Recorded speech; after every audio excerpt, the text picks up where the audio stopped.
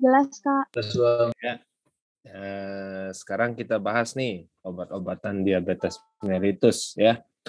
Mungkin kalau teman-teman bertanya terkait obat-obatan DM ini ya, terkait obat-obatan ini biasanya ini yang akan banyak sering keluar di UKAI ya. Spesifik obat-obatannya ya, biasanya terkait mekanisme kerja, terkait efek samping, terkait kontraindikasi pada penyakit apa. Nah, itu biasanya yang umum di soal UKI ya, yang tahun-tahun sebelumnya. Tapi saya tidak tahu soal UKI yang besok ini akan seperti apa ya. Apakah banyak terkait pemilihan terapi ya, atau apalagi saya juga kurang paham ya. Oke. Jadi kita bahas pertama yaitu obat golongan biguanid ya. Biguanid ada apa golongan biguanid? Contohnya? Formin. Ya, benar sekali yuk. Kok ngelag? Biguanid ya. Ini kita punya metformin ya. Oke. Nah, metformin ini di sini memiliki dua mekanisme kerja. Apa aja kemarin? Pertama, mekanisme kerjanya apa?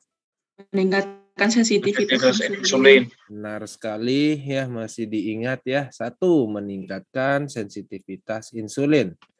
Meningkatkan sensitivitas insulin. Kemudian yang kedua dia akan gluconeogenesis. ya, benar sekali ya. Meningkatkan sensitivitas insulin. Kemudian yang kedua dia bekerja dengan cara menghambat gluconeogenesis ya. Gluconeogenesis seperti itu ya. Nah, gluconeogenesis yang khusus dihambat oleh metformin ya. Gluconeogenesis yang khusus dihambat oleh metformin adalah perubahan asam amino. Jadi asam amino ini termasuk apa, teman-teman? Termasuk protein atau lemak? Protein. Ya, benar sekali ya. Ini termasuk asam amino ya. Asam amino ini termasuk protein ya, atau saya kutip gini seperti protein ya, asam amino ini ya. Asam amino ini akan diubah menjadi pirufat ya. Asam amino ini akan diubah menjadi pirufat. Pirufat ini akan diubah menjadi laktat. Dan laktat ini akan diubah menjadi glukosa. Nah, prosesnya seperti ini, teman-teman. Ya. Jadi proses protein menjadi glukosa itu ya seperti ini, ya. Proses protein menjadi glukosa itu ya seperti ini. Nah, si metformin yang dikatakan menghambat gluconeogenesis di sini, si metformin yang dikatakan menghambat gluconeogenesis di sini, di mana dia akan menghambat perubahan laktat menjadi glukosa. Bisa dipahamin maksudnya?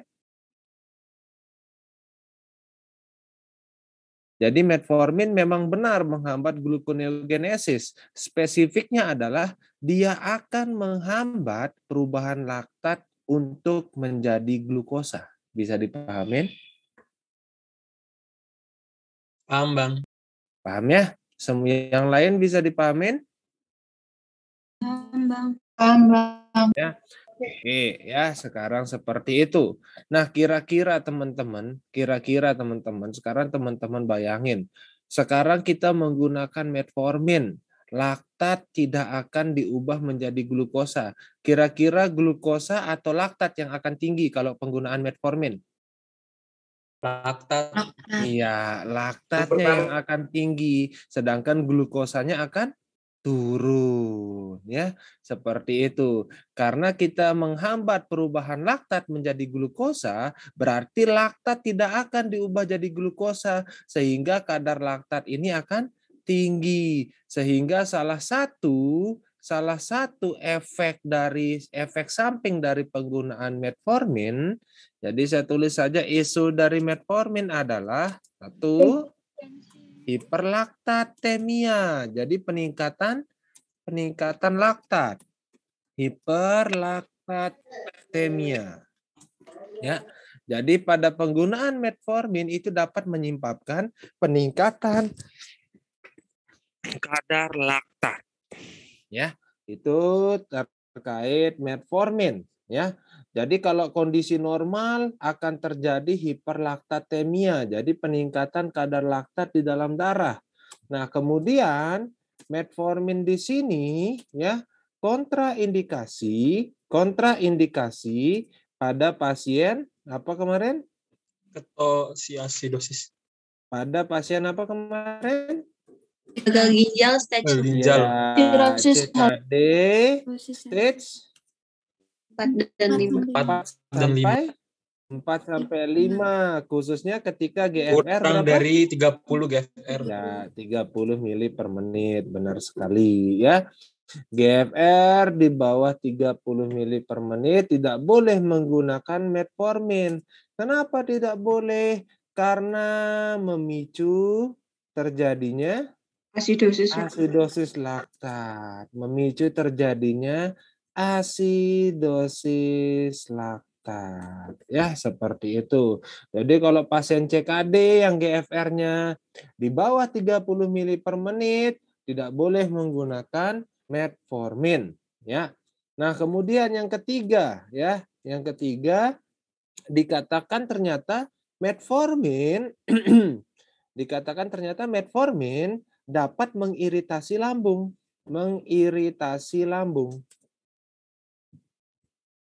Metformin di sini dapat mengiritasi lambung, ya. Nah, di mana ketika mulai terjadi iritasi lambung di sini, pasien akan mengalami mual, ya. Pasien akan mengalami muntah, ya. Kemudian pasien akan mengalami perut kembung, ya. Di sini adalah gejala-gejala di mana ketika pasien mengalami iritasi lambung terkait penggunaan metformin. Nah, sehingga kita bisa mencegah agar pasien tidak mengalami iritasi lambung, ya. Nah, sehingga untuk mencegah iritasi lambung,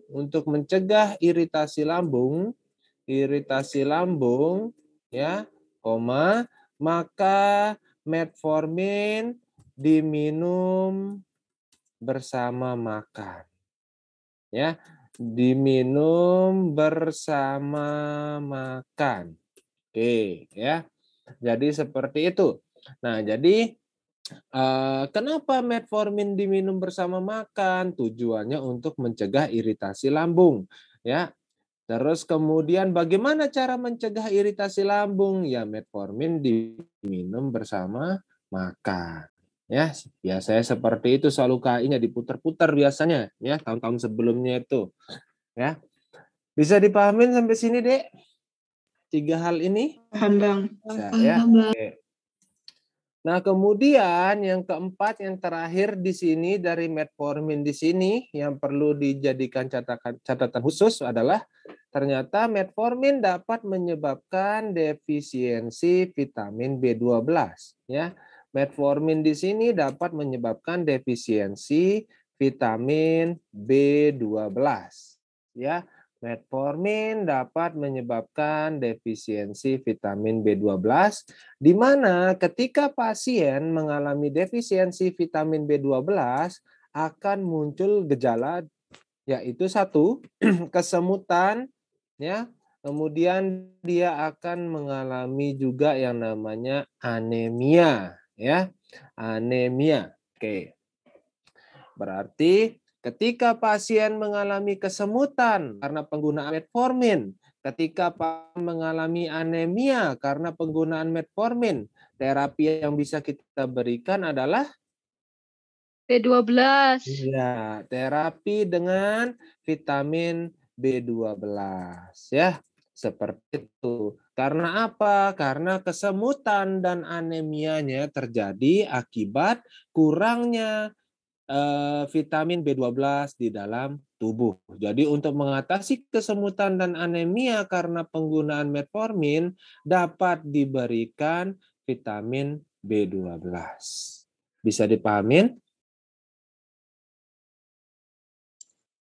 Bisa, Bang. Ada yang ingin bertanya terkait biguanidnya? Izin bertanya, Bang, ini masih bingung kenapa dia bisa metformin mengiritasi lambung. Karena dia itu sifatnya asam. Karena sifatnya dia memang asam ya. Jadi makanya dia bisa mengakibatkan iritasi lambung ya karena sifatnya asam. Ya. Ada lagi?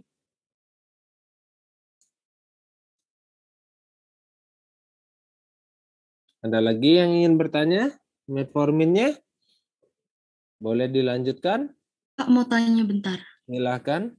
Itu kan tadi berarti untuk mencegah iritasi lambungnya dia diminum bersama makan. Benar Nah, sekali. kalau misalnya dia diminum setelah makan kayak 5 sampai 10 menit setelah makan itu boleh nggak? Ya, jadi seperti ini. Ini bagus sekali pertanyaannya kalau seperti ini ya. Nah, jadi biasanya kalau adik melihat suatu rekomendasi guideline, dia mutlak mengatakan with meal.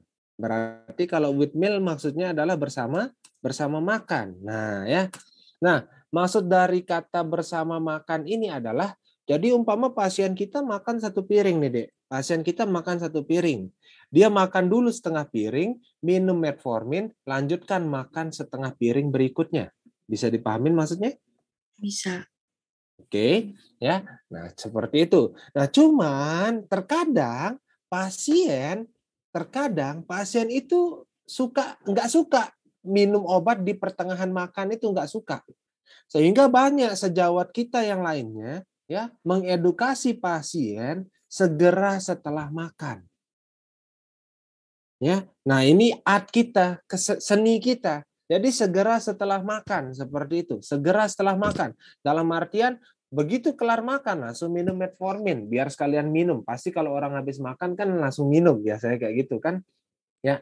Nah, itu edukasi kita. Tapi kalau adik menjawab setelah makan, kalau di UKI ya jelas salah, Dek, karena rekomendasi guideline-nya adalah bersama makan. Tapi kalau adik nanti ketika adik kerja mengedukasi pasien, Ibu minum obatnya segera setelah makan ya. Ibu minum obatnya 5 menit setelah makan ya. Ya silahkan, nggak masalah. Tapi kalau adik menjawab itu di UKI, saya jamin salah. Paham nggak maksudnya, Dik? Ya paham. Makasih ya, Bang. Ya, sama-sama. Ada lagi? Bang, saya mohon. Oke. Ada lagi yang ingin bertanya terkait metformin? Nggak ada? Ini silakan di capture atau diapain? Saya hapus. Boleh saya hapus ini? Boleh, Bang. Ini apa? Bang, tanda hiperlaktatemia. Nah, ini pertanyaannya bagus. Ini nggak ada tandanya, Dek. Tapi kalau adik ingin, ini biasanya dicek kadar darah, Dek. Dicek kadar darah, ya. Tapi kalau adik hiperlaktatemia itu nggak ada tandanya, tapi kalau asidosis laktat ada tandanya. Kalau asidosis laktat ini biasanya pasien mual muntah, sesak, ya, bahkan bisa sampai koma, ya.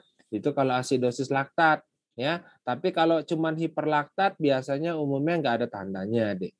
Jadi makanya disarankan untuk mengecek kadar laktat ya pada penggunaan metformin. Nah, umumnya itu disarankan 6 bulan sekali ya. Tapi jarang dilakukan di lapangan, ya di lapangan jarang dicek kadar laktat, ya seperti itu. Bahkan dicek vitamin B12 pun jarang kalau di lapangan. Jadi kalau muncul anemia, kalau muncul kesemutan aja, baru dikasih vitamin B12. Apa yang paling sering dikasih ya kalau di lapangan? Mecobalamin. Pernah lihat pasien DM dapat mecobalamin? Pernah, Bang. Ya, jadi itu vitamin B12 ya. Seperti itu. Pasti ada metforminnya ya atau enggak? Pasti ya Iya. dapat. Nah, pasti ada metforminnya ya. Jadi biasanya kita tuh karena kita jarang ngecek, jadi ya udah kalau muncul gejala aja baru dikasih. Ya. Itu rekomendasinya nanti vitamin B12 ini diberikan dalam waktu 1 tahun ya. Diberikan dalam waktu 1 tahun. Oke, saya hapus. Oke, sekarang kita bahas terkait sulfonilurea ya. Kita bahas terkait sulfonilurea. Oke, sulfonilurea.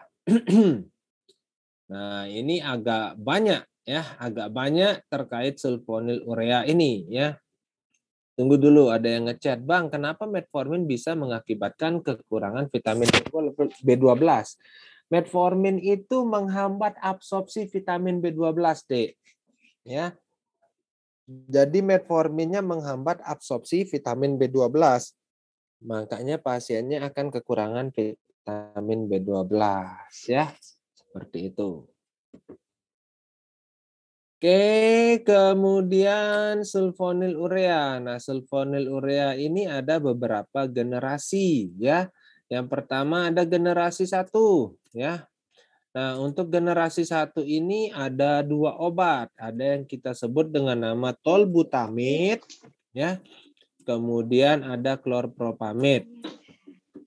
Klorpropamid ya. Nah, ini generasi 1 ya. Generasi 1. Oke, ini generasi 1 ya. Nah, untuk generasi 1 ini sudah tidak digunakan ya. Tidak digunakan ya. Karena efek hipoglikemi ya terlalu besar, bahkan dikatakan 200 kali dari generasi lainnya. 200 kali lipat dari generasi lainnya. Dibandingkan generasi lain ya, sehingga generasi 1 ini sudah tidak digunakan ya. Karena apa? Efek hipoglikeminya terlalu tinggi. Bisa dipahamin maksudnya? Bisa dipahamin maksudnya? Bisa, Bang. Oke, ya. Bentar Dek, saya mute temennya dulu ya. Ini ada yang bocor. Oke. Nah, kemudian ada yang kita sebut juga dengan generasi ya. Nah, untuk generasi 2 ini ada beberapa obat, mungkin yang paling kita sering kenal adalah glibenclamid ya. Kemudian ada juga yang sering diberikan ke pasien yaitu glipizid ya. Glipizid, kemudian ada juga gliclazid ya. Ada gliclazid. Kemudian satu lagi ada gliquidon ya, gliquidon. Oke, ya. Nah, dari generasi 2 ini ya, yang paling minimal efek hipoglikeminya adalah yang 2 ini ya. Minimal efek hipoglikemi, minimal efek hipoglikemia, minimal efek hipoglikemianya ya. Namun tetap bisa menyebabkan hipoglikemi, namun tetap dapat menyebabkan hipoglikemi ya. Namun tetap dapat menyebabkan hipoglikemia. Seperti itu. Paham nggak maksud saya, Dek? Paham nggak maksud saya, Dek? Jadi kalau teman-teman bandingkan antara glipizid dan glibenclamid, paling rendah efek hipoglikeminya glipizid. Tapi glipizid ini masih bisa menyebabkan hipoglikemi. Paham nggak maksud saya? Ya, paham. Paham ya? Oke. Oke, kemudian ada generasi 3 ya. Nah, generasi 3 ini ya yang paling rendah ya. Paling rendah menyebabkan hipoglikemia dibandingkan generasi lainnya. Glimepirid ya. Jadi glimepirid ini paling rendah menyebabkan hipoglikemia dibandingkan generasi lainnya. Jadi dibandingkan generasi 1, dibandingkan generasi 2, generasi 3 ini paling rendah efek hipoglikemianya. Ya. Oke, minimal efek hipoglikemianya, hipoglikemia. namun tetap dapat menyebabkan hipoglikemia. Tetap dapat menyebabkan hipoglikemia, ya. Nah, maka dari itu, ya, biasanya pasien-pasien lansia itu resiko hipoglikemi. Pasien-pasien dengan penyakit hati, resiko hipoglikemi. Pasien-pasien dengan penyakit ginjal, resiko hipoglikemi. Ya, nah biasanya karena kita hanya mengandalkan sulfonilurea, maka paling sering sulfonilurea ini yang diberikan glimepirid kalau di lapangan itu, Dek. Ya, coba aja lihat resep nanti kalau PKPA, kalau kerja, pasti paling banyak diberikan glimepirid. Karena apa? Paling minimal efek hipoglikemianya. Ya, jadi seperti itu. Ya. Nah, kemudian kita bahas mekanisme kerjanya apa? Kalau sulfonilurea? Meningkatkan sekresi insulin. Ya, meningkatkan sekresi insulin, ya. Meningkatkan sekresi insulin, ya. Sehingga sering disebut dengan nama insulin sekretagok, ya. Seperti itu. Obat apa di bawah ini yang termasuk insulin sekretagok? Ya berarti sulfonilurea, ya, seperti itu. Oke, kemudian efek samping yang sering muncul adalah hipoglikemia, ya. Jadi efek samping yang paling sering muncul terkait penggunaan sulfonilurea adalah hipoglikemia. Coba Adik lihat catatan yang kemarin, yang 2 hari yang lalu. Untuk meminimalkan efek hipoglikemi, ada nggak pilihan obat sulfonilureanya? Nggak ada, Bang. Nggak ada, ya. Karena apa? Karena sulfonilurea sering menyebabkan hipoglikemia. Ya, jadi kalau ada obat DM yang ditanyakan yang dapat menyebabkan hipoglikemi itu mutlak sulfonilurea. Ya, seperti itu. Bisa dipahamin? Bisa, Bang. Oke. Nah, karena dia bisa menyebabkan hipoglikemia, ya, maka ada cara khusus menggunakannya, di mana dia biasanya diminum 30 menit sebelum makan. Pagi hari, ya. Pagi hari diminumnya wajib pagi hari, ya. Wajib diminum pagi hari, jangan siang hari, jangan malam hari. Ya, apalagi malam lebih kacau lagi. Kenapa harus pagi hari? Pagi hari ini tujuannya sebenarnya meminimalkan efek hipoglikeminya, ya. Meminimalkan esohipoglikemia, ya, esohipoglikemia, ya. Nah, kenapa demikian? Misalkan nih, ada orang minum glibenclamid 1x1 dosisnya, Dek. Minum pagi hari, ya, 30 menit sebelum makan, ya, 30 menit sebelum sarapan. Oke. Nanti kan siang hari dia makan lagi. Malam hari juga dia akan makan lagi. Otomatis kejadian hipoglikeminya bisa kita minimalisir karena ada waktu di mana pasien makan siang, ada waktu di mana pasien makan malam, seperti itu. Asupan glukosa ada. Oke.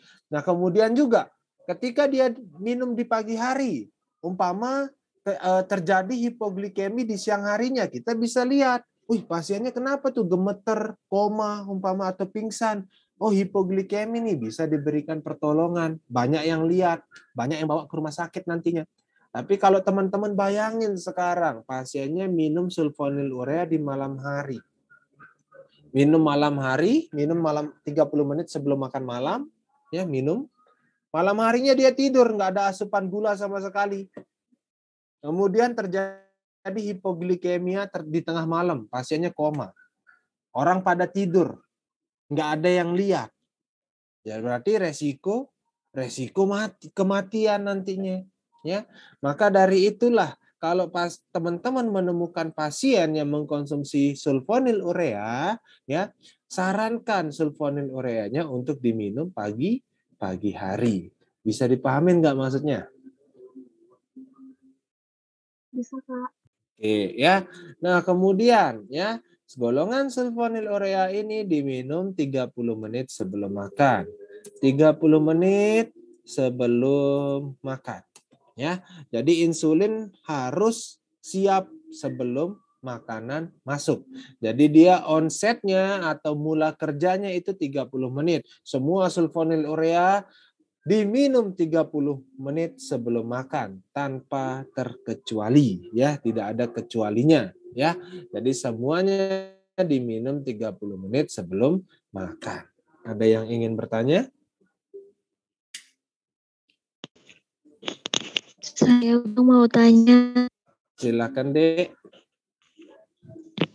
saya pernah makan minum Gimana sulfonilurea agak itu. putus-putus suaranya, Dek. Coba dipelan-pelankan. Saya pernah menemukan yang tidak mengonsumsi sulfonilurea. Dan Gini itu aja, Dek. Gini aja. Adik ketik aja, Dek. Benar nggak suara temannya putus-putus? Putus-putus. Adik ketik aja, coba, Dek. Adik ketik aja, nanti saya bacain. Tunggu temen yang ngetik, ya. Kita belajarnya santai-santai aja, ya. Yang penting pasti. Coba diketik dulu pertanyaannya, Dek. Baru kita diskusikan, ya. Baru kalau udah nggak ada pertanyaan tentang sulfonilurea, saya pindah ke obat lain.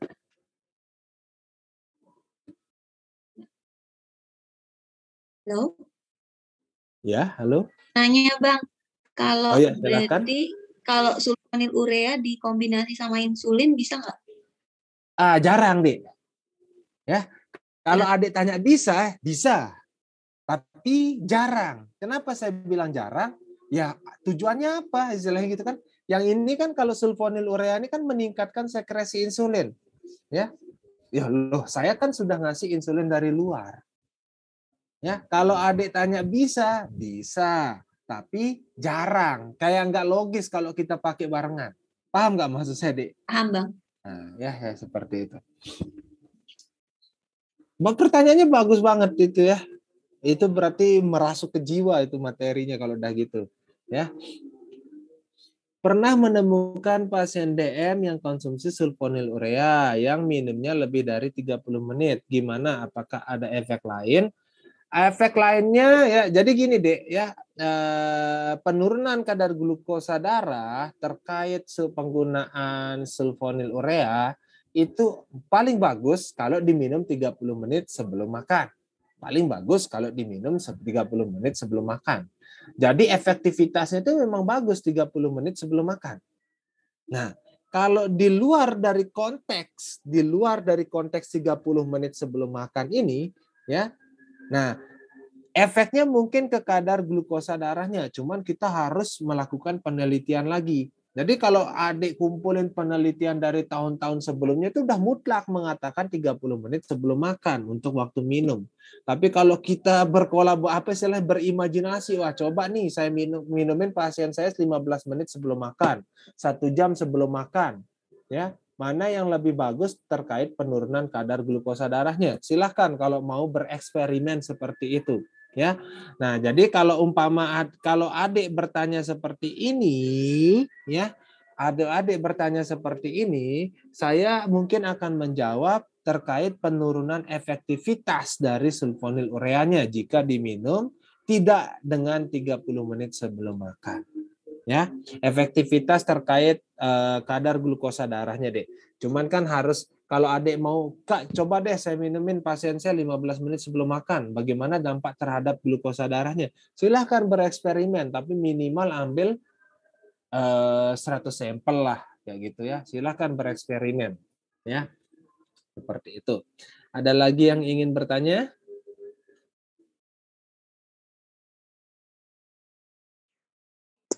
Bang, saya mau tanya Bang.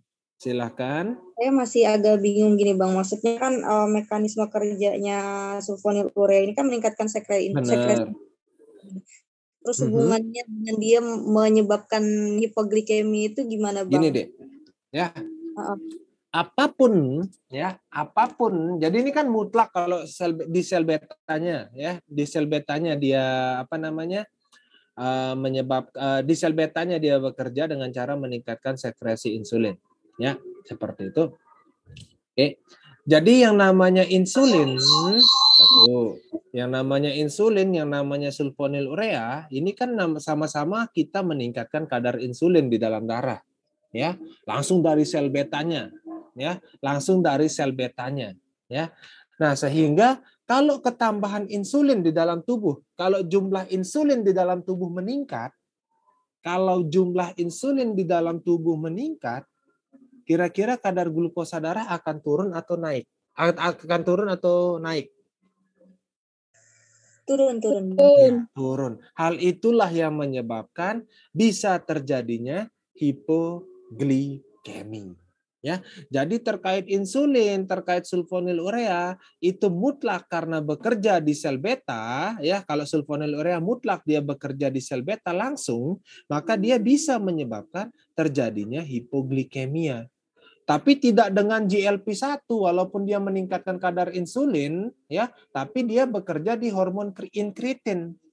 Ya, jadi rangsangannya masih agak kurang seperti itu.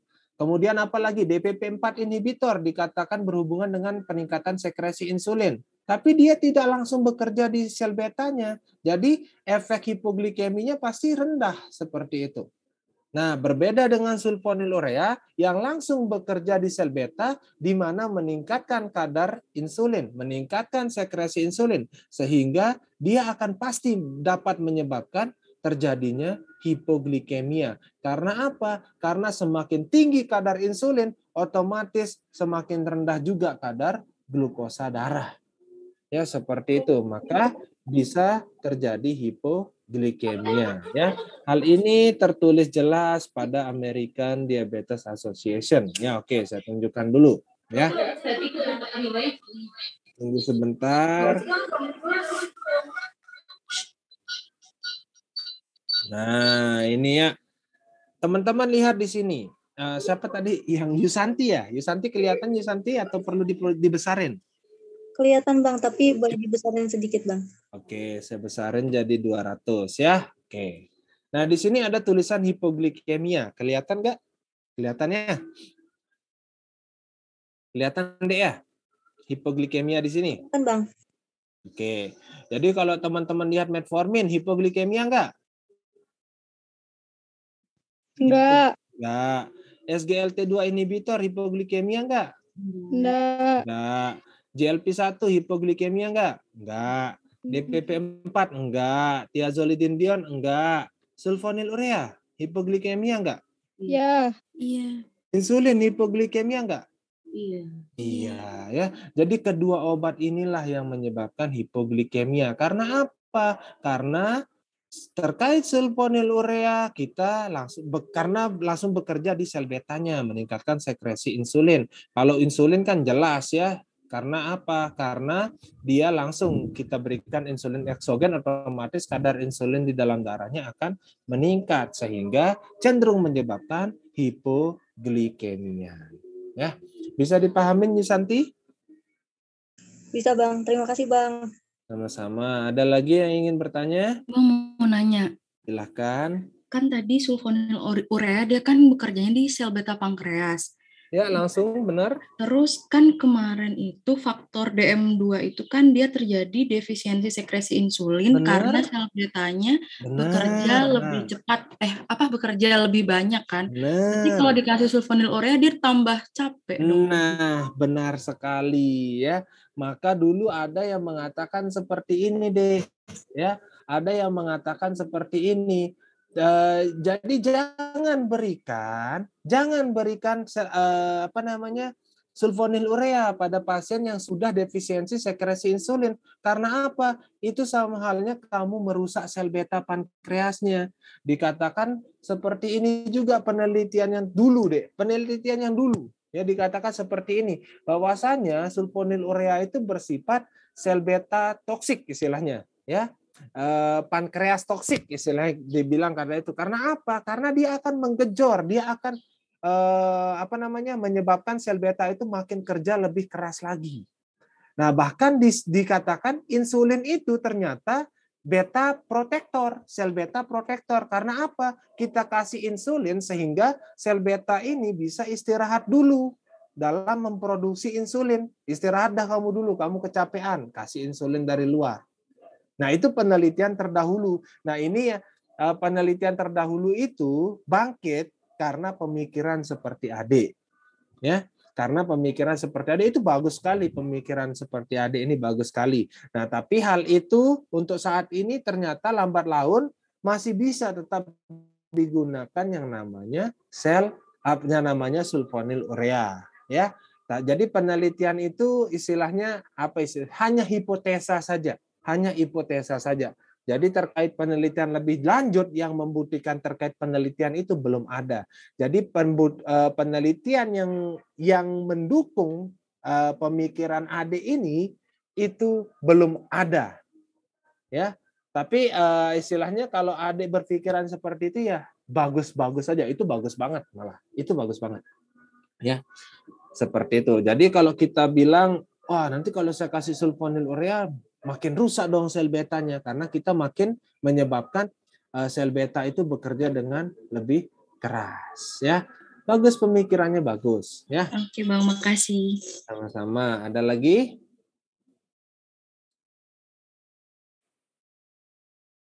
Ada lagi yang ingin bertanya? Baik, jika tidak ada, istirahat ya. Di daerah saya udah azan nih, ya. Istirahat 10 menit dulu deh, tunggu azan kelar, ya.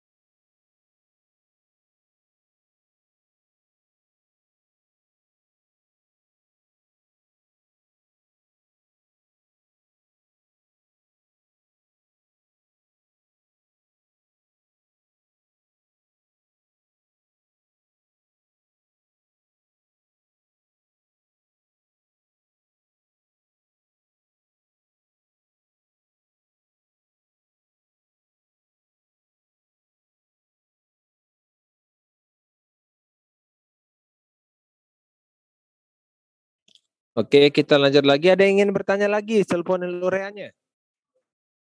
Ada yang ingin bertanya lagi? Tes, suara saya kedengeran nggak, Dek? Kedengaran Bang. Ya? Oke. Ya. Baik, jika tidak ada yang ingin bertanya lagi, saya hapus nih sulfonilureanya. Boleh dihapus? Hapus ya? Oke. Boleh. Oke, sekarang kita bahas obat golongan lainnya ya. Obat golongan lainnya yaitu thiazolidin dion ya. Thiazolidin dion ya. Thiazolidin dion, contoh obatnya ada 2 jenis yaitu pioglitazon ya. Kemudian ada yang rosiglitazon ya. Yang rosiglitazon ya. Nah, dibandingkan yang 2 ini yang paling bagus, lebih bagus yang rosiglitazon ya, lebih bagus yang rosiglitazon ya. Antara pioglitazon dan rosiglitazon itu lebih bagus yang rosiglitazon ya. Bentar, saya Oke, ya. Bagaimana mekanisme kerja obatnya kemarin? Meningkatkan Sensitivitas sensitivitas insulin ya. Insulin. Oke, meningkatkan sensitivitas insulin terkait mekanisme kerjanya. Nah, obat-obatan ini, golongan ini ya, golongan ini kontraindikasi pada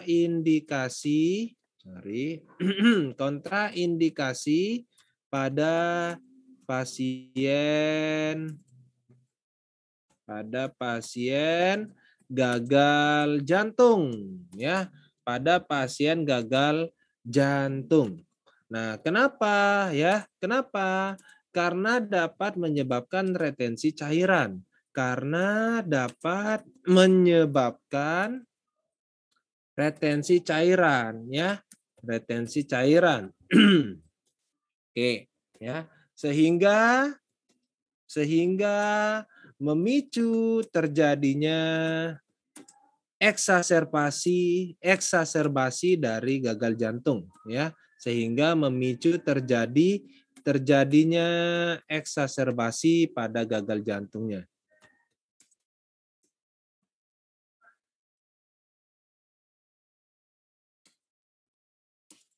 Ya, seperti itu. Ya. Jadi dia kontraindikasi pada pasien dengan gagal jantung. Nah, ini sering keluar di UKAI. Obat DM apa yang kontraindikasi pada gagal jantung? Berarti golongan thiazolidin dion ya. Nah, kemudian yang kedua, dia juga kontraindikasi ya. Dia juga kontraindikasi pada pasien osteoporosis ya. Osteoporosis karena dia bisa memicu terjadinya fraktur atau patah tulang ya, memicu terjadinya fraktur atau patah tulang ya. Seperti itu. Kenapa bisa Kak kok terjadinya fraktur? Nah, dihusut, golongan thiazolidin dion ini akan menurunkan kadar kalsium. Makanya pasien-pasien osteoporosis kalau minum obat golongan thiazolidin dion, kadar kalsiumnya akan semakin turun sehingga dapat terjadi yang namanya patah tulang atau fraktur. Bisa dipahamin nggak?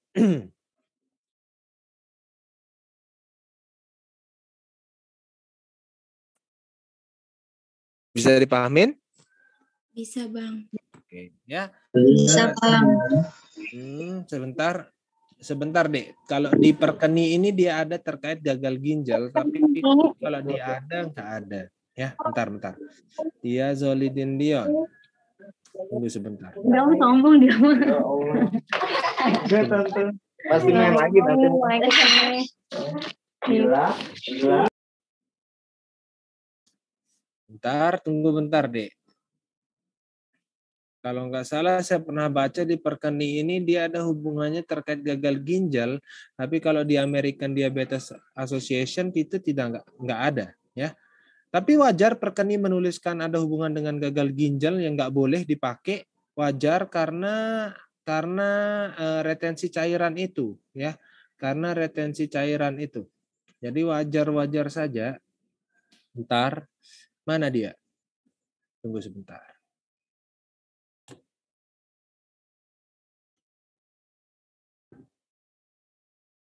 Tunggu sebentar. Oke, ini dia. Ya.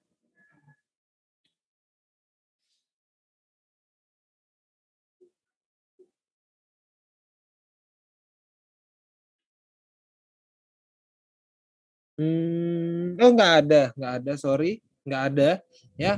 Kalau di perkeni ini dikatakan seperti ini, ya. Dikatakan seperti ini kalau di perkeni, ya. Nah, seperti ini. Kalau di perkeni, ya dikatakan seperti ini.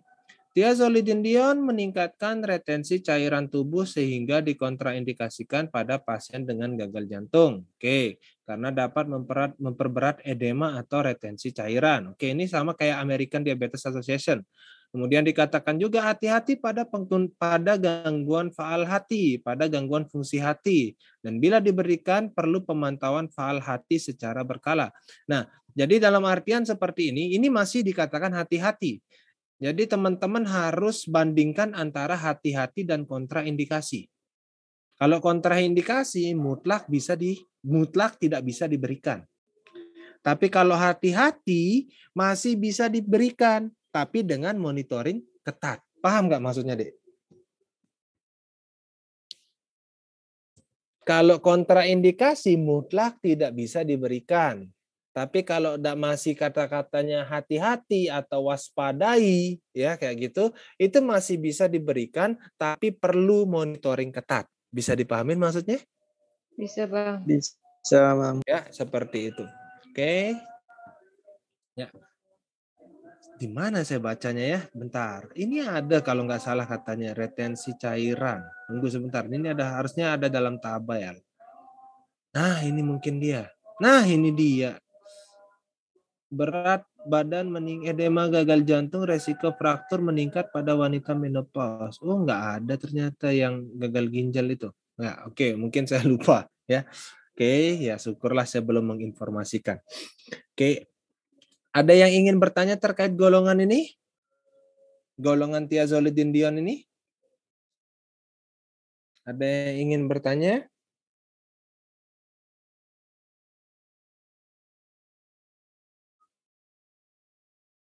Ada yang ingin bertanya thiazolidinedion? Baik, jika tidak ada saya hapus ya. Jadi ini yang sering keluar di UKI ya, yang dua hal ini yang sering keluar di UKI ya, terkait kontraindikasinya sama mekanisme kerja obatnya ya. Kalau disuruh pilih antara kedua ini lebih baik menggunakan yang rosiglitazone karena lebih bagus. Bang, kenapa rosiglitazone lebih bagus? Karena dia yang lebih spesifik, Dek. Lebih spesifik ke reseptor PPAR, ya. Dia lebih spesifik ke reseptor PPAR, ya. Dia lebih selektif ke reseptor PPAR-nya sehingga bisa menyebabkan upregulation pada reseptornya, ya. Itu kalau mau dibahas molekulnya, ya. Jadi ada yang namanya PPAR reseptor, ya. Dia yang lebih selektif. Kalau untuk yang thiazolidinedion, sebentar saya lihatin ya. Thiazolidinedion.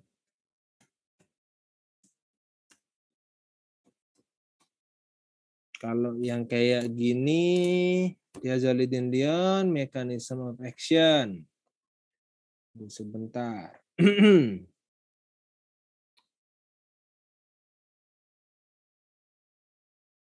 Sorry, tunggu sebentar. Rosiglitazone vs pioglitazone.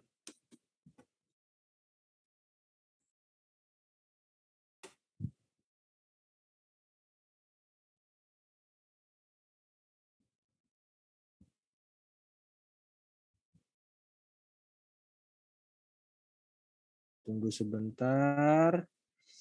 Wait.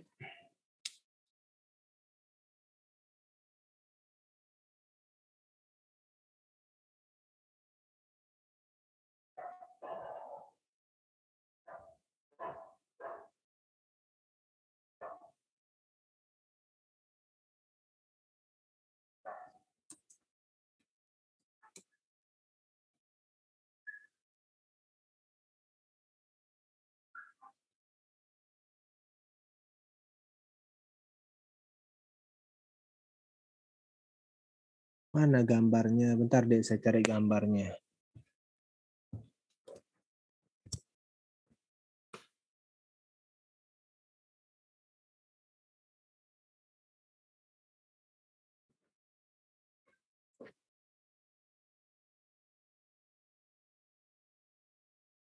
Nah, seperti ini maksudnya PPAR, Dek. Open link with new tab, ya. Bentar. PPAR itu maksudnya seperti ini. Nah, ya.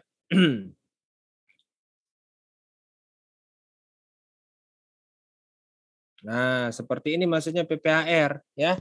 PPAR itu maksudnya seperti ini, ya. Respon elemen, teman-teman lihat. Nah, apa namanya?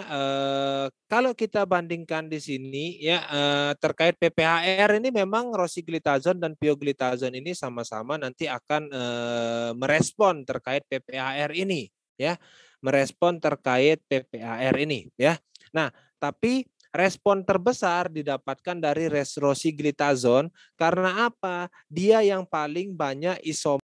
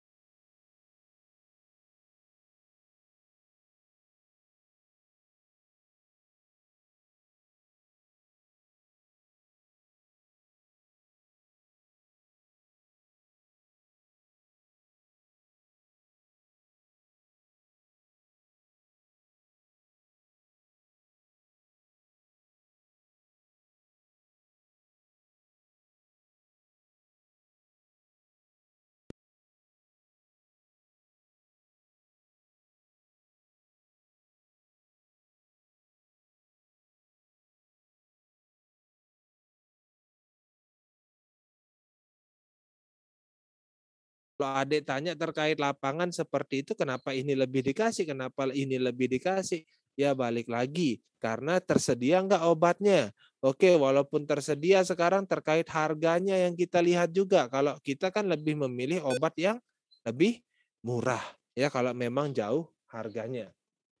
Umpama pioglitazon harganya 1.000, rosiglitazon harganya 20.000. Lebih baik kasih yang mana kalau pasien BPJS?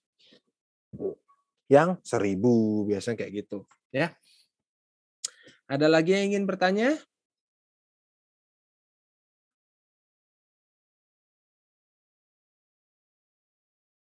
Ada lagi yang ingin bertanya?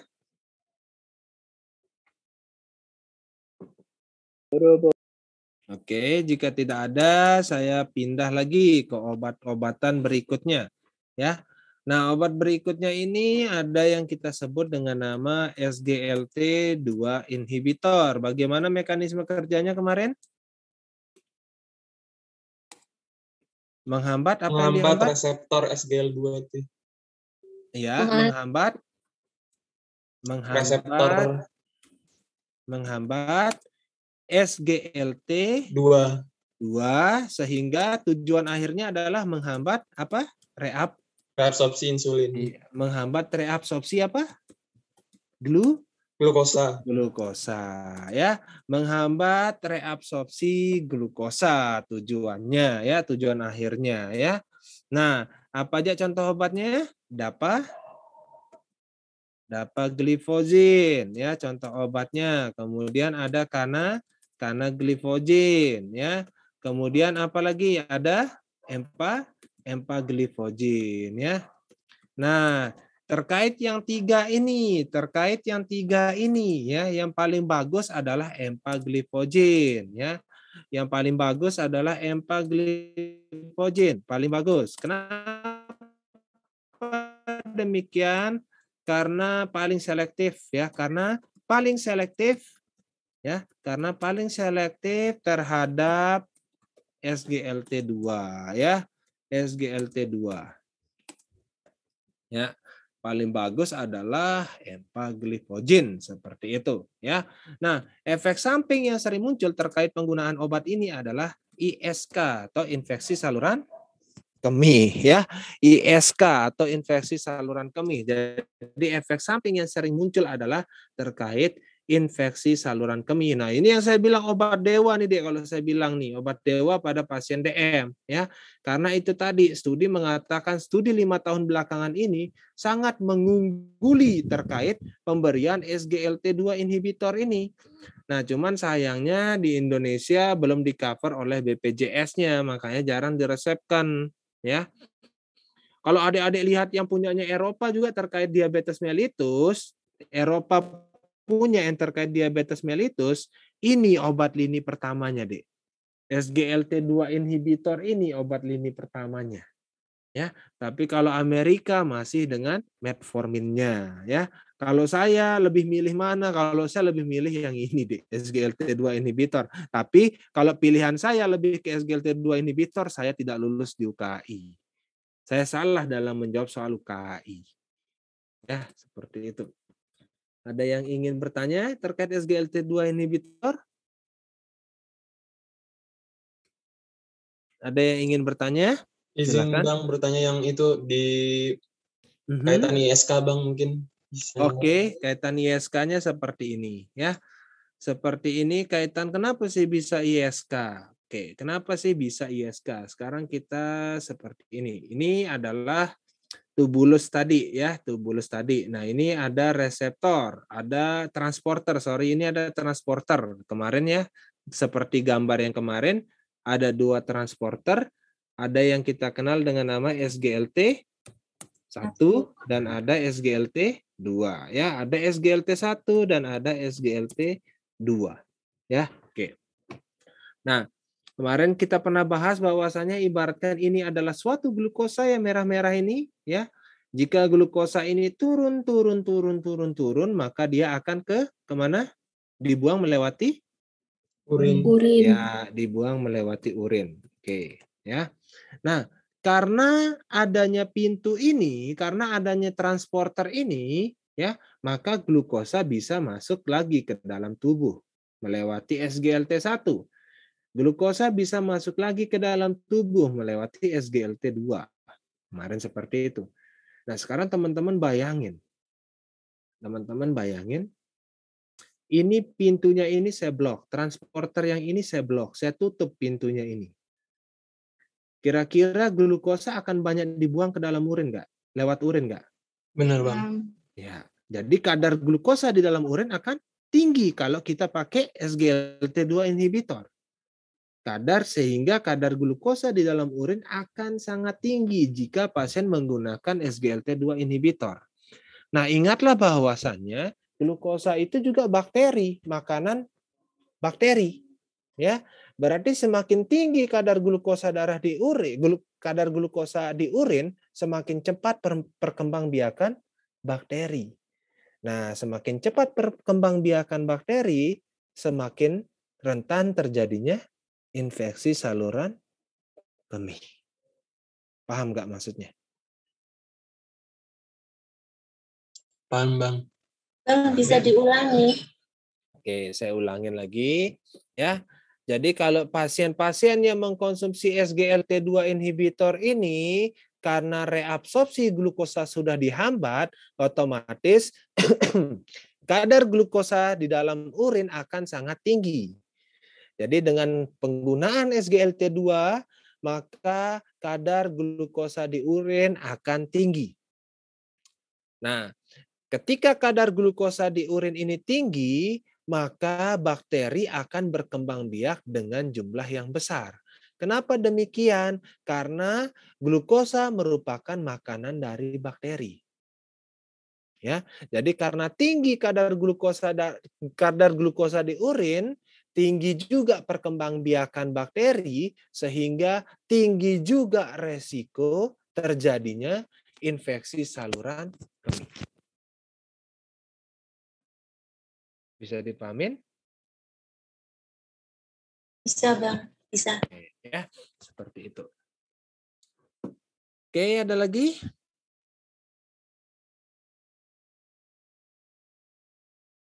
Ada lagi? Baik, jika tidak ada, oke, kita lanjut ya. Kita lanjut loh. Oke, kita lanjut ke golongan lainnya ya, ke golongan lainnya. Golongan lainnya di sini ada yang kita sebut dengan nama alfa glukosidase inhibitor. Alfa glukosidase inhibitor. Ya, alfa glukosidase inhibitor ya. Alfa glukosidase inhibitor. Nah, jadi contoh obatnya apa kalau alfa glukosidase inhibitor? Akarbus. Akarbus ya, contoh obatnya dia adalah akarbus. Oke. Ya. Nah, jadi alfa glukosidase inhibitor atau alfa glukosidase ini ya merupakan suatu enzim, teman-teman ya. Ini merupakan suatu enzim. Alfa glukosidase ini merupakan suatu enzim. Enzim ini digunakan untuk mengabsorpsi. Digunakan untuk absorpsi glukosa atau karbohidrat. Glukosa atau karbohidrat di saluran cerna. Karbohidrat pada saluran cerna. Nah, jadi yang berfungsi dalam menyerap karbohidrat, pada saluran cerna itu adalah suatu enzim. Enzimnya yang kita sebut dengan nama alfa glukosidase. Bisa dipahamin? Bisa, Bang. Nah, sekarang saya berikan inhibitornya, yaitu akarbus. Saya berikan inhibitornya, yaitu akarbus. Berarti enzim ini akan bekerja atau terhambat? Terhambat. Ya, enzimnya terhambat. Pastinya enzim ini akan terhambat. Tidak bekerja. Kalau enzim ini tidak bekerja, berarti akan terjadi penurunan terhadap absorpsi Glukosa atau Glukosa dan karbohidrat Iya, pada benar sekali ya. Sehingga akarbus ya karena menghambat enzim ini, akarbus itu akan menghambat absorpsi dari karbohidrat. Menghambat absorpsi dari karbohidrat. Ya, dari karbohidrat. Ya. Atau glukosa, ya. Seperti itu. Nah, kalau saya tanya lagi, kapan terjadi absorpsi karbohidrat atau glukosa? Kapan terjadi absorpsinya? Ketika teman-teman makan. Iya, ketika makan. Berarti akarbus diminum kapan? Bersama dengan makanan suapan. Ya, lebih tepatnya suapan pertama. Akarbus diminum suapan pertama. Ya, di mana efek samping yang sering muncul adalah flatulen, ya, flatulen atau sering kentut, ya. Jadi kalau nggak bisa kentut, minum akarbus saja. Ya, karena dia ngikat gas modelnya, ya. Dia ngikat gas, modelnya seperti itu, ya. Jadi perut kembung biasanya disebabkan terus karena kembung ya pastinya sering kentut nantinya ya. Jadi seperti ini untuk akarbus. Nah, berarti teman-teman bayangin sekarang ya. Sekarang orang makan nih. Ada pasien yang makan. Di mana pasien ini makan kemudian dia mengkonsumsi akarbus. Berarti otomatis absorpsi dari karbohidrat atau makanannya tersebut akan terhambat. Kira-kira glukosa darahnya akan naik atau turun? Turun. Turun pastinya. Dan glukosa darah apa yang turun? GD2PP. Iya, yang setelah makan. Glukosa darah setelah makan akan turun. Kenapa demikian? Ya karena glukosanya sudah kita hambat penyerapannya.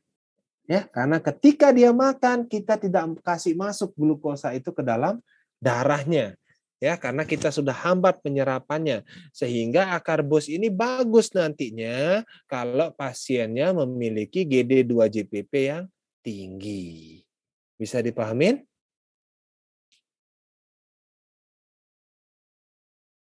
Ya, nah ini biasanya soal UKI. Ini nggak di soal UKI kemarin, tapi ada di tryout, ya. Di tryout yang ini nggak ada, ya. Adanya di tryout, ya. Terkait mekanisme kerjanya kemarin nggak ada sih, ya. Saya juga nggak tahu akan seperti apa soal teman-teman. Yang penting kita sudah gas-gas saja materinya, ya. Ada yang ingin bertanya terkait akar bus?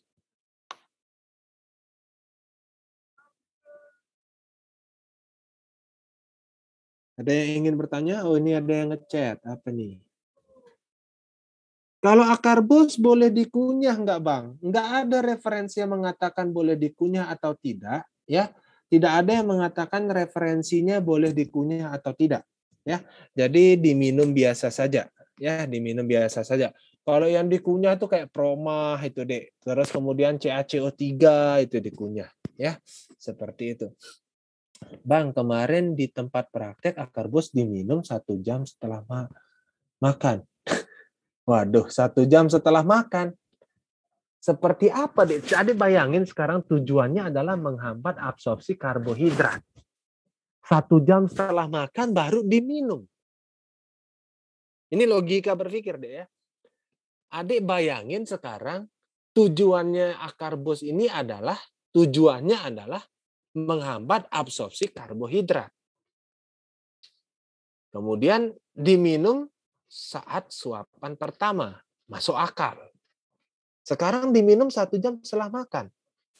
Berarti pada saat dia makan itu tetap terjadi. Berarti tetap terjadi yang namanya penyerapan glukosa. 1 jam berikutnya baru kita hambat. Itu kan nggak logis jadinya, Dek. Ya, nggak logis kalau diminum 1 jam setelah makan, itu nggak logis. Ya, jadi praktek di mana ini, Dek, kalau saya tanya? Detanium dari praktek di mana, Dek? Halo? Ada, Bang, di rumah sakit juga, di apotek juga. Kalau di rumah sakit itu, tapi kadang kemarin tuh saya tanya, karena kalau buat yang di rumah sakit, kenapa kok nggak suapan pertama makan? Kadang pasien suka nggak patuh, nanti malah nggak keminum. Ya udah nggak apa, setelah makan aja gitu. Waduh, nggak ada efektif obatnya dong. Ya itu kalau metformin tadi masih bisa dipaksa-paksain karena tujuannya adalah mencegah efek samping, ya.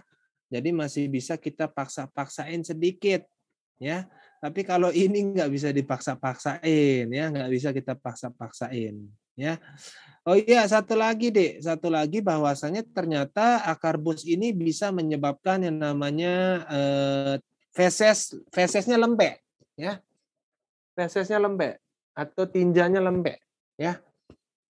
Tinjanya lembek atau ya diare lah kayak gitu, ya, bisa menyebabkan itu. Ya. Oke. Bang, Jadi silakan. Untuk kontraindikasinya akar bus ada atau tidak, Bang? Untuk kontraindikasinya tidak ada, ya, tidak ada yang spesifik untuk kontraindikasinya, nggak ada, ya. Baik, Bang, terima kasih. Ada lagi? Ada lagi yang ingin bertanya?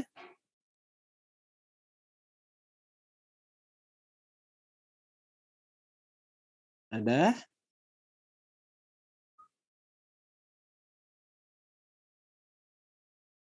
Nggak ada? Oke, kita lanjut. Nggak ada ya? Ada? Nggak ada, Bang. Oke, kita lanjut lagi, ya. Kita lanjut lagi. Ya, sekarang kita akan bahas terkait GLP-1, ya.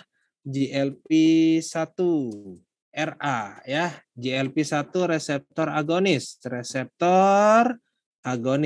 reseptor agonis. Ya. atau GLP analog, GLP-1 analog, sering disebut dengan nama GLP-1 analog, ya sama aja ya. Sama saja. Apa kemarin GLP-1 ini dikenal dengan nama apa, Dek?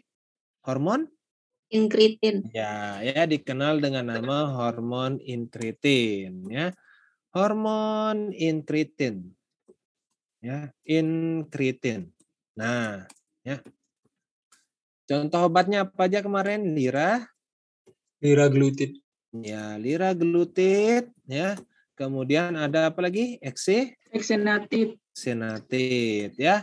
Nah, liraglutid ini sudah di-approve sebagai obat diet ya. Liraglutid ini di-approve sebagai obat diet ya. Obat diet. Oke ya. Jadi dia sudah di-approve sebagai obat diet oleh FDA ya. Kenapa dia bisa sebagai obat diet? Logikanya seperti ini, Dek. Ya. Jadi yang namanya hormon inkretin ternyata ya hormon inkretin ini ya dihusut dia akan menghambat waktu pengosongan lambung.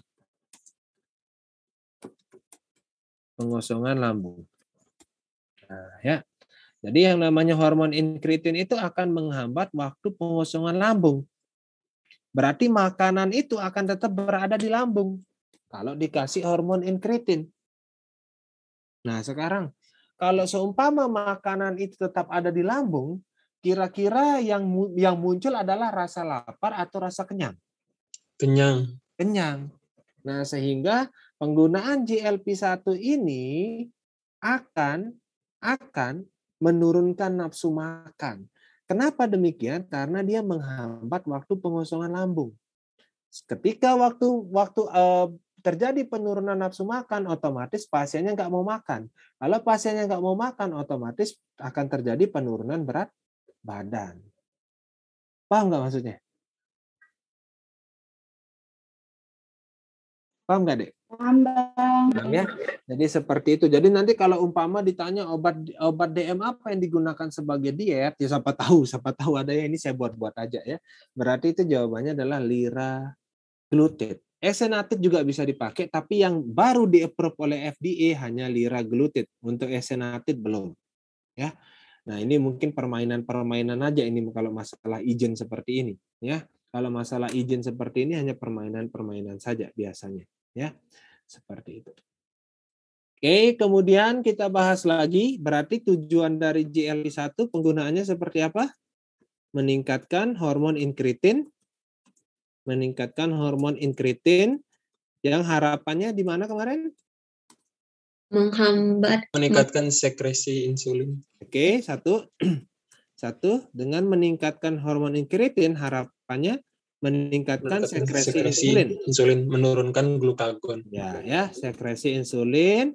Oke, dan menghambat sekresi glukagon. 2, menghambat sekresi glukagon. Ya, seperti itu. Ya. Jadi dia meningkatkan hormon inkretin, ya. Dengan cara meningkatkan hormon inkretin, ya, harapannya kita bisa meningkatkan sekresi insulin dan kita menghambat sekresi glukagon. Seperti itu. Ya. Nah, terkait efek sampingnya, ini jarang sih kalau untuk efek samping ini, tapi kita lihat yang paling sering terjadi, ya. Kita lihat efek samping apa yang paling sering terjadi pada penggunaan GLP ini, ya. GLP-1 ini, efek samping apa yang sering terjadi? Sebentar.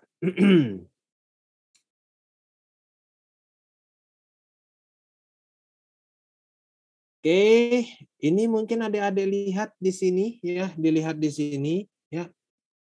Bagus berarti. Oke, ya dikatakan seperti ini deh, efek samping GI yang sering terjadi ternyata bisa menyebabkan mual muntah ya. Bisa menyebabkan mual muntah dan diare ya. Efek samping di GI-nya bisa menyebabkan mual muntah, diare. Kemudian dia bisa meningkatkan denyut jantung, ya. Kemudian bisa menyebabkan gangguan tiroid, tapi ini masih pada hewan coba, ya. Ya udah hafalin yang dua ini, yang paling atas ini aja, Dek. Ya, karena ini dia biasanya yang paling tinggi biasanya, ya. Kalau yang paling atas ini ditulis yang paling tinggi, ya. Kalau di perkening, ya. Oh, ini kesulitannya, ya benar, bentuknya injeksi, benar, ya. Tapi ada juga bentuknya yang oral, tidak harus injeksi, ya. Ada juga yang bentuknya oral, jadi nggak harus injeksi, ada, ya. Seperti itu. Nah, cuman ada perkembangan sekarang di Indonesia ini beredar yang kombinasi antara GLP-1 dan insulin, itu dijadiin satu sediaan, ya. Jadi GLP-1 yang analog itu sediaannya dikombinasi dengan insulin, dijadiin satu sediaan, ya. Itu bentuknya injeksi, ya. Jadi kalau untuk hafalin untuk UKI-nya cukup ini aja deh, ya. Tapi jarang keluar sih di UKI deh, ya. Siapa tahu keluar, ya. Kita tidak boleh mengatakan tidak boleh keluar, ya. Kita siapa tahu keluar. Jadi efek samping yang sering muncul adalah mual, muntah, diare, dan peningkatan denyut jantung, ya. Seperti itu, ya, benar sekali, ya. Oke. Oke, sekarang kita lanjut, ya. Kita lanjut ke OAD berikutnya, ya. Kita lanjut ke OAD berikutnya. Ada yang ingin bertanya? Ada yang ingin bertanya dulu terkait GL1? The best banget sih juga nih hormon incretin ini, ya. Terkait cardioprotection-nya yang sangat bagus, ya. Terkait cardioprotection-nya yang sangat bagus karena dia mencegah terjadinya apoptosis, ya, mencegah terjadinya kematian sel, ya. Itu cardioprotection-nya sangat bagus, ya, untuk GLP-1 ini, ya. Studi mengatakan dia bisa menurunkan 30 sampai 35% angka kematian pada pasien yang mengalami penyakit jantung kalau GLP-1. The best juga obat ini, tapi belum dipakai di Indonesia. Walaupun sudah dipakai yang dalam bentuk injeksi, tapi itu belum di-cover oleh BPJS, ya. Itu kemarin PT apa yang ngeluarnya? Karena saya ikut waktu rilisnya obat ini, saya ikut, ya, ikut seminarnya, ya, rilisnya obat ini saya ikut seminarnya. Ada lagi yang ingin bertanya terkait GLP-1? Nggak ada? Boleh saya hapus? Bang, maaf Bang, saya mau Ya. tanya. Silahkan. Cuman ini mungkin agak menyimpang dari yang diabetes. Saya maksudnya agak ini Bang, yang liraglutid untuk obat diet itu apakah dosisnya sama dengan yang pasien DM apa lebih kecil atau bagaimana itu Bang? Oke. Kalau ini saya harus jawab. Ya, kalau ini saya harus jawab berdasarkan referensinya. Tunggu dulu, Dek. Ya. Saya lihat dulu terkait dosisnya, ya. Karena ini saya nggak hafal kalau dosis liraglutid ini. Kenapa saya nggak hafal ya? Karena saya nggak pernah pakai juga, ya. Jadi dosis itu kadang-kadang kita suka lupa, ya. Jadi obat-obatan yang sering kita pakai aja yang kita ingat dosisnya. Biasanya kayak gitu sih, Dek, ya. Jadi ini saya lihat dulu, saya ngerpek dulu, Dek, ya. Untuk pertanyaannya Adik ini biar kita lurus, ya. Tidak salah dalam menjawab, ya. Sebentar, rotate left, oke. Bentar. Nah, sip.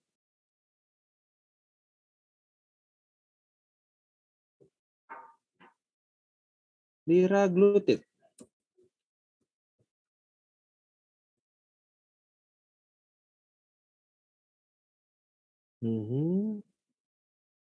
Bentar.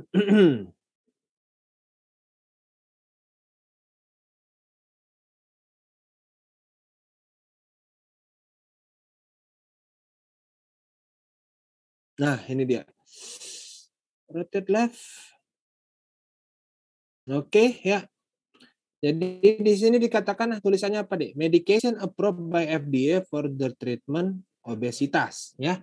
Jadi obat-obatan yang di-approve oleh FDA untuk menterapi obesitas, ya. Ini ada obatnya pentermin, ya. Pentermin, kemudian ada lipase inhibitor yaitu orlistat, ya, dan lain-lain. Sekarang kita naltrexone juga iya, bupropion iya. Liraglutid dosisnya berapa di sini, Dek? 3 mg QD. QD berarti berapa kali sehari kalau QD? 4 kali, Bang. Iya, 4 kali sehari. 3 mg 4 kali sehari. Ya, seperti itu. Kalau untuk DM-nya berapa dosisnya? Bentar, saya lihatin ya untuk DM-nya apakah sama atau tidak. Tunggu sebentar untuk DM.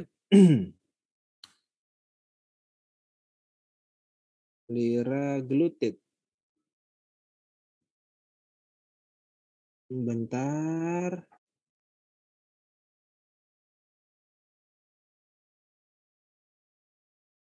Kalau untuk DM-nya 0,6 miligram. 0,6 miligram. Kalau untuk DM-nya 0,6 miligram. Berarti lebih tinggi untuk obesnya, Dek ya. Kalau untuk DM-nya 0,6 miligram. Siap, Bang. Terima kasih, Ya. Bang. Sama. Bang, mau tanya, boleh atau tidak GLP-1 dikombinasi dengan DPP-4 inhibitor? Atau pilih salah satu, Dek. Pilih salah satu, ya. Karena itu sama tujuannya di hormon incretin. Jadi baik DPP-4 dengan GLP-1 itu kita harus pilih salah satu. Karena mereka berdua itu tujuannya sama di hormon incretin. Ya. Jadi alangkah baiknya kita memilih salah satu. Ya, kita memilih salah satu. Ya. Jadi tidak disarankan untuk mengkombinasi antara DPP-4 inhibitor dan GLP-1 karena apa? Karena tujuannya sama-sama di hormon incretin. Jadi pilih salah satu saja, ya. Jadi kalau teman-teman lihat ini, kalau teman-teman analisa di sini, ya, analisa di sini, ya, di tabel ini ketemu nggak antara GLP-1 dan dan DPP-4 inhibitornya. Jadi nggak ketemu, ya. Jadi GLP-1RA or dibilang DPP-4 inhibitor, ya. Jadi ada atau-ataunya, ya. Jadi tidak akan ketemu, ya. Silakan. Oh, ya. Jadi disuruh pilih salah satu antara GLP-1 atau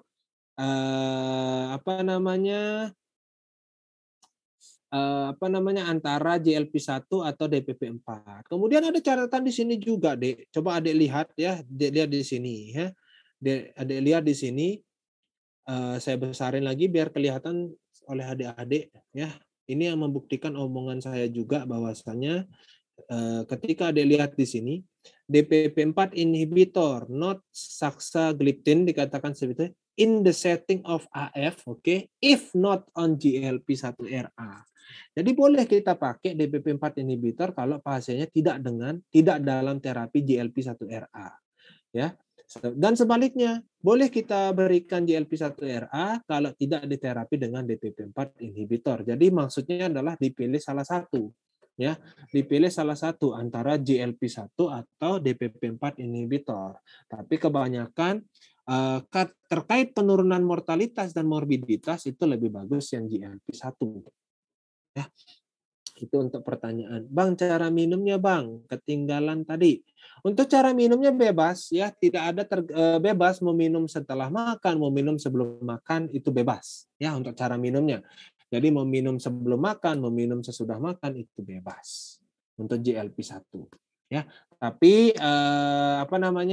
kalau karena dia menghambat pengosongan waktu lambung, ya lebih bagus diminum ya sebelum makan. Ya, tapi kalau adik bahas guideline atau jurnal itu bebas minumnya kapan aja.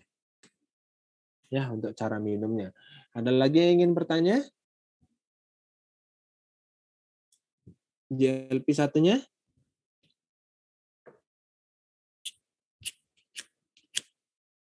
Ada lagi? Boleh saya lanjut ke obat berikutnya?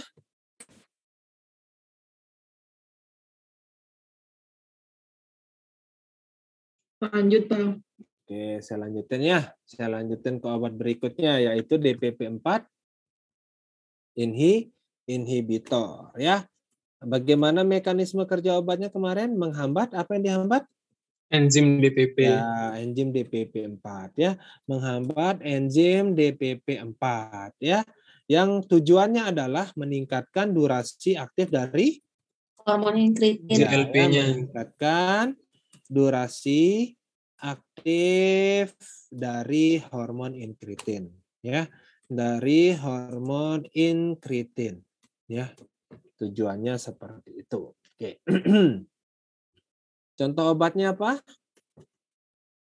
Sita, Sitagliptin. Sitagliptin. Oke, sitagliptin contoh obatnya. Kemudian apa lagi? Linagliptin. Ya, linagliptin, benar. Oke. Vidagliptin, ya, dinagliptin, saksagliptin, ya. Intinya ada gliptinnya ini, ya. Gliptin, ya. Intinya seperti itu, ya. Nah, sekarang kita lihat ya efek samping apa yang sering terjadi ya terkait penggunaan obat ini, ya. Terkait penggunaan DPP-4 ini, efek samping apa yang sering terjadi, ya, kita akan lihat, ya. Oke, mungkin ini teman-teman kelihatan nggak yang ini teman-teman? Kelihatan? Kelihatan Bang. Oke ya. Oh, ternyata di sini dia paling sering mengakibatkan terjadinya alergi. Ya, ini adalah merupakan penyakit-penyakit alergi. Ya, alergi nih. Ya, Angioedema urtikaria. Angioedema itu mukanya itu bengkak. Ya, mukanya bengkak. Kalau urtikaria ini kulitnya yang merah-merah, ya berarti paling sering mengakibatkan efek alergi, ya respon imun. Jadi terkait penggunaan DPP-4 inhibitor itu sering memicu terjadinya efek alergi, ya untuk DPP-4 inhibitornya, ya seperti itu. Untuk cara minumnya nggak ada yang khas, bisa diminum atau sebelum atau sesudah makan, bisa diminum bebas, ya, bebas bisa diminum sebelum atau sesudah makan, ya. Tadi itu yang khusus itu cuma 3 deh, sulfonylurea 30 menit sebelum makan, kemudian apa lagi? Biguanide metformin bersama makan, kemudian akarbus pada suapan pertama, selebihnya bebas. Selebihnya bebas. Ya. Jadi untuk DPP-4 inhibitor sering menyebabkan efek alergi, ya, sering menyebabkan efek alergi, terutama pastinya pada pasien yang mengalami alergi obat-obatan ini, ya. Kemudian terkait insulin, insulin sudah kita pernah bahas. Insulin kita sudah pernah bahas kemarin di DM tipe 1, ya.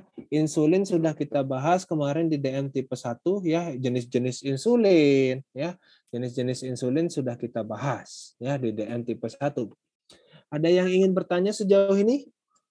Saya izin bertanya, Bang. Silakan. Bagaimana mempertimbangkan menggunakan SGLT2 sama GLP-1? Kalau dari saya, dari penjelasan yang Bang Tigor sampaikan, artinya dari segi efek samping kan lebih baik menggunakan GLP-1, Bang, ya. Nah, itu kalau dilihat dari efek samping, ya, dilihat dari efek samping memang resiko efek sampingnya lebih rendah di GLP-1 kayak gitu kan ya, karena dia cuma bermain di mual muntah kayak gitu, masih bisa toleransi kayak gitu. Maksudnya Mas apa nih? Oke. Siapa nih namanya? Zulfikar. Ya, Zulfikar. Oh, ini yang dari Lombok tuh ya, bukan? Iya, Bang. Oh ya. Oke ya, jadi seperti itu. Nah, tapi kita itu ada 3, Dek. Ada 3 ya, ada 3 yang kita utamakan ketika kita ingin ketika kita ingin menentukan terapi pada pasien, ada 3 hal yang kita lihat. Satu, safety yang pertama terkait keamanan obat. Jangan menggunakan obat yang tidak aman. Oke, ya. Nah, kemudian yang kedua adalah efektivitas, ya, efikasi, ya. Kemudian yang ketiga adalah cost. Nah, yang 3 ini yang kita lihat, ya. Nah, jadi kalau saya jelaskan ini seperti ini. Jadi ada obat aman tapi tidak efektif, ya percuma. Ada obat efektif tapi tidak aman, percuma. Paham nggak maksudnya? Jadi ini harus balance antara ketiga ini. Nah, kalau bisa ada obat aman dan dia efektif dan dia murah, itu bagus. Ini kalau kita keluar dari konteks guideline, ya. Kalau kita keluar dari konteks guideline. Jadi berpegang teguhlah pada 3 hal ini. Ya, ketika teman-teman berpraktek, berpegang teguhlah pada 3 hal ini. Ya. Nah, kemudian Bang, kalau umpama saya bandingkan antara kapan saya pakai SGLT2, kapan saya pakai GLP-1, kalau tujuanmu adalah Kalau tujuanmu adalah menurunkan angka kematian terkait penyakit jantung koroner, terkait pada diabetes mellitus, ya. Kalau tujuannya adalah menurunkan angka kejadian penyakit jantung koroner, angka kejadian penyakit gagal jantung pada pasien dengan diabetes mellitus, paling bagus adalah SGLT2 inhibitor. Paling bagus karena tadi saya katakan bahwasanya sampai berapa persen? Berapa persen tadi? 40%, Bang. 40%. Benar sekali. Namun kalau GLP-1 hanya 30-35% yang menurunkan angka kematiannya. Nah, jadi kalau saya disuruh milih antara SGLT2 dan GLP-1 karena dia lebih lebih efikasi, lebih efektif menurunkan angka kematian, ya pastinya saya akan memilih SGLT2. Ya, SGLT2. Nah, karena teman-teman juga akan berkolaborasi dengan dokter-dokter. Dokter itu nggak ngelihat mekanisme kerja. Dokter itu nggak melihat hal-hal lain. Dia tuh ketika dia baca jurnal, ketika dia baca suatu jurnal, teman-teman, cuma satu yang dilihat. Berapa persen dia menurunkan angka kematian. Karena tujuan dari terapi itu satu aja. Meningkatkan kualitas hidup pasien. Jadi jarang dia baca mekanisme kerjanya. Jarang, udah langsung aja ke poinnya langsung. Berapa persen obat ini menurunkan angka kematian? Wifi-nya. Kenapa, Dek? Apa itu tadi? Oh, nggak ada. Oke, ada lagi yang ingin berdiskusi? Ada yang ngechat di sini. Kak mau tanya, untuk sediaan obat kombinasi metformin, glimepiride, caramin. Nah, ini juga saya bingung deh, kenapa bisa dikombinasi. Ya, kenapa obat ini bisa dikombinasi? Tapi kalau adik bertanya terkait obat ini yang dikombinasi antara metformin dan glimepiride, itu jawabannya ada di perkeni, kapan harus minumnya. Ya, saya juga bingung kenapa dia harus dikombinasi, mungkin untuk meningkatkan kepatuhan pasien. Tapi logikanya seperti ini, Dek. Glimepiride itu diminum 1x1. Sedangkan kalau metformin itu diminumnya 3x1. Ya. Jadi seperti itu. Jadi nggak boleh langsung ngasih glimepiride 2x1, nggak boleh langsung ngasih 3x1. Jadi harus step by step. Karena resiko hipoglikemi.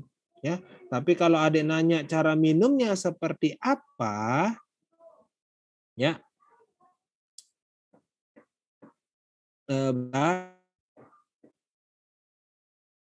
nggak ada dicantumin. Kalau yang apa namanya, kalau yang ini ada deh, ada dicantumin. Ya, ini ada dicantumin. Oke, alhamdulillah ada dicantumin yang untuk kombinasi. Ini ya. Kelihatan nggak ini, Dek? Kelihatan ya? Untuk Khairunisa tadi. Kelihatan, Dek? Ini tadi sulfonylurea, kapan waktu minumnya sebelum makan, tapi spesifik di 30 menit sebelum makan. Ya, oke. Terus kemudian ada thiazolidinedion, tidak tergantung jadwal makan. Ya. Akarbus bersama suapan pertama. Ya, akarbus bersama suapan pertama. Ini tadi itu temennya nanya, ya, kok di rumah sakit sering ada kasih setelah makan? Itu salah, ya. Biguanid bersama atau sesudah makan, tapi kalau jurnal-jurnal atau guideline-guideline itu banyak membahas terkait bersama makan. Kemudian DPP4 dan SGLT2 inhibitor tidak tergantung jadwal makan, ya tadi sudah saya sampaikan juga. Nah, ini yang obat kombinasi. Kita lihat tadi apa tadi dia pertanyaannya, glimepiride dan metformin ya? Tadi di chatnya. Oh ya, nah ini. Jadi dia diminum bersama atau sesudah makan. Bisa diminum bersama atau bisa diminum sesudah makan. Tapi agak lucu juga ya. Kalau diminum bersama makan benar untuk metforminnya. Tapi tidak benar untuk glimepiride-nya. Karena dia tulis juga di atas ini. Dia tulis juga di atas ini bahwasannya kalau sulfonylurea diminum sebelum makan. Jadi agak lucu juga sih. Lucu deh kalau dikombinasi itu lucu. Ya, tapi kalau ada pertanyaan gitu di UKHI ya udah jawab referensi ini aja, ya, jawab referensi ini aja bersama atau sesudah makan. Ada lagi?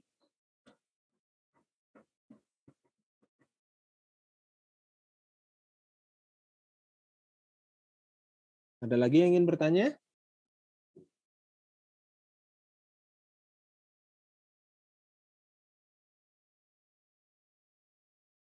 Enggak ada?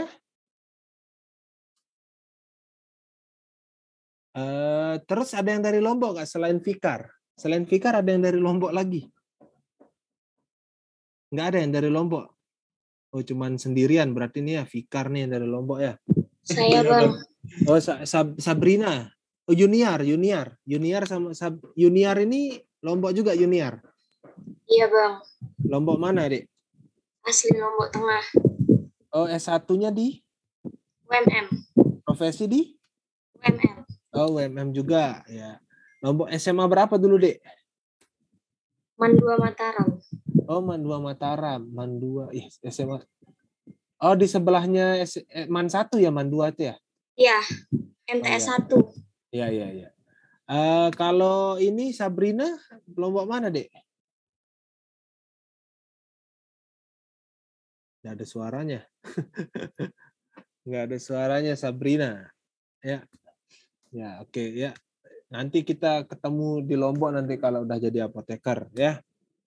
Siap Bang. Siap Bang. Oke ya, jadi untuk hari ini mungkin segini aja diskusinya terkait obat-obatan DM. Kalau insulin udah saya jelaskan kemarin, kalau di DM tipe 1 ya udah saya jelaskan terkait insulinnya. Ya, untuk obat-obatan oralnya ya seperti ini ya. Terkait obat-obatan oral ya.